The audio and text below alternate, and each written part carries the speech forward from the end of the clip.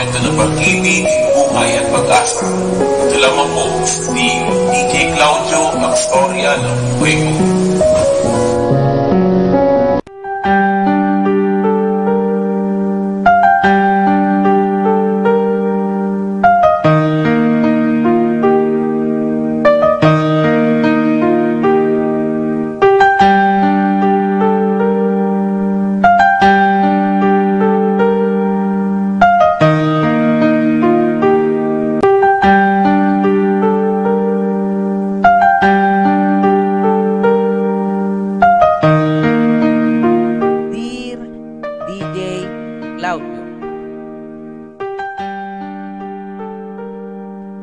Paano mo ba manalaman kung tama o mali ang isang bagay? Tama ba siyang kapag sang-ayon ng lahat dito ay mali naman siya? Kapag tinututulan nito ng marami, kung ganito ang tingin ng mga tao, siguro nga ay mali ako. Pero sabi ng puso ko ay nasa tama ako. Mahal ko siya at iyon na yun. Hindi ba't iyon lang ang mahalaga? Ako nga pala si Kevin, simpleng tao na umiibig lang din sa isang simpleng babae. Subalit ang babaeng minahal ko, nagkataong kasal na sa iba.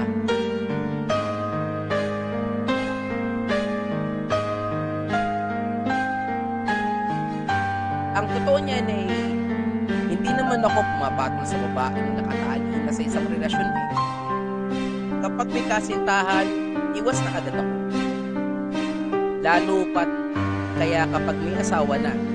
Kaso hindi. Hindi naman kasi pag-ibig ang una kong nadama sa kanya nung una ko siyang makita.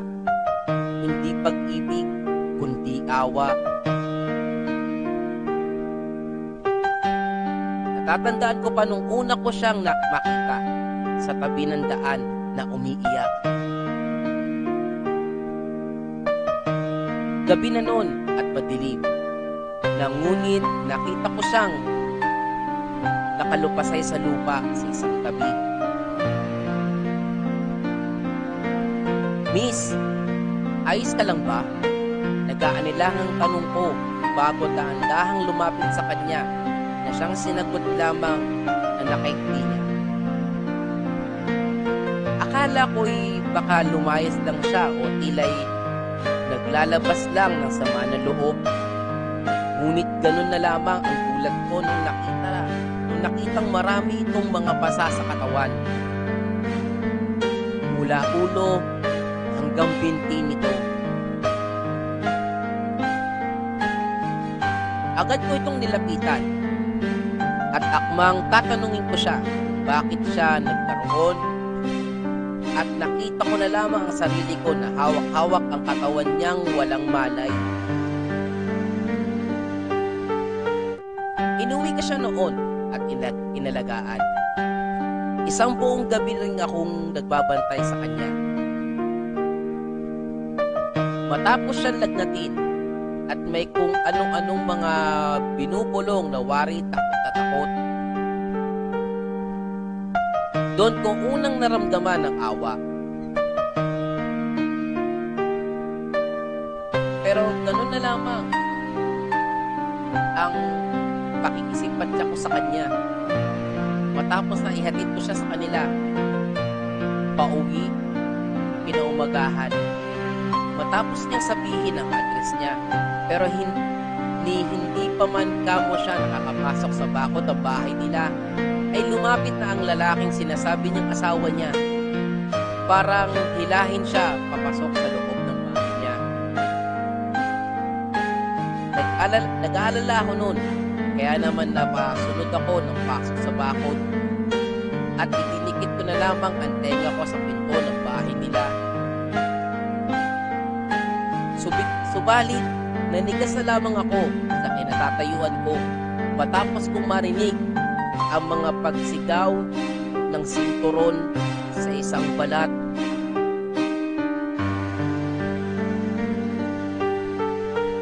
At kasunod ng mga tunog na yun ay ang paghalaw ng pamilyar na boses ng babaeng inalagaan ko nung gabing yun.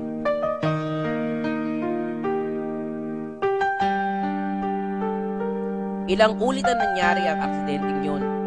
Yung tipong makikita ko na lamang ang babae sa isang tabi na kung hindi umiiyak ay wala nang malay. Ilang ulit din na naglakas loob akong alukin ng babae na itakas siya mula roon. Subalit bumiling lang siya, sabay sabing mahal niya ang asawa niya. At sa hindi inaasahan, sa dedikasyon niya ata ayon, ako nahulog ng tuluyan sa kanya. Ang nasa isip ko noon ay kung sana ay ako ang asawa niya, titiyakin kong mamahalin ko siya at alagaan na sobra.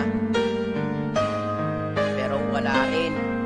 Ayaw niya rin tanggapin ang damdamin ko. Kaya kung ayaw niya, ay ang asawa niya ang pagsasabihan ko upang kahit papaano'y makaramdam ito ng takot sakaling iwan siya ng babae.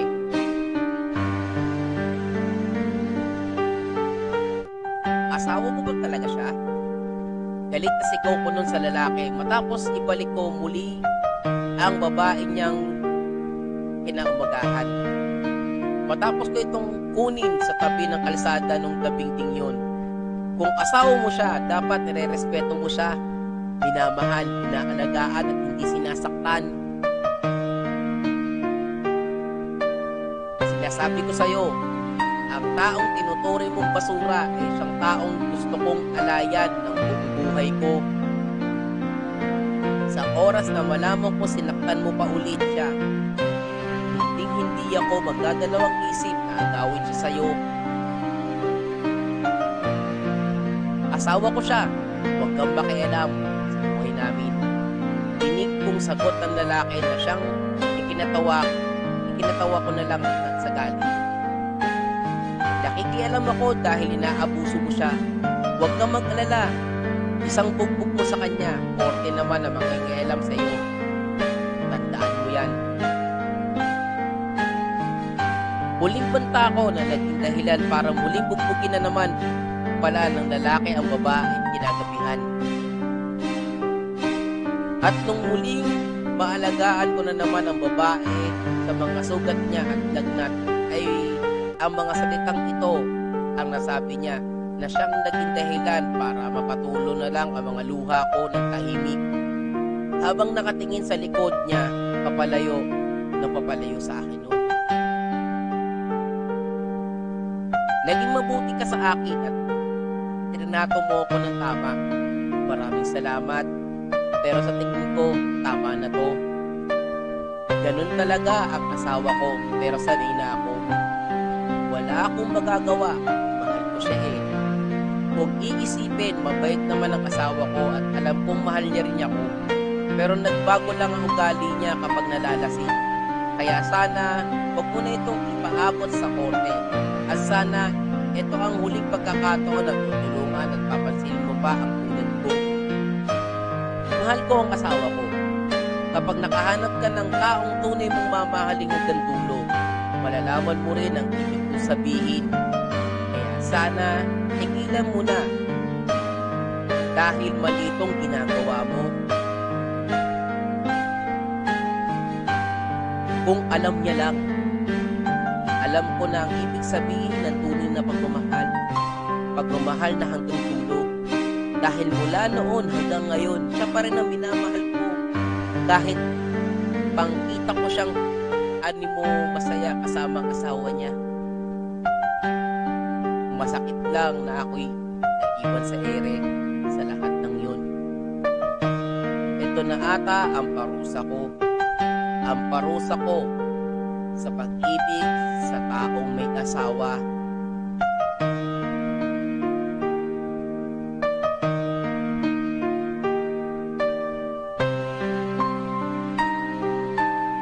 This letter sender is none other than K.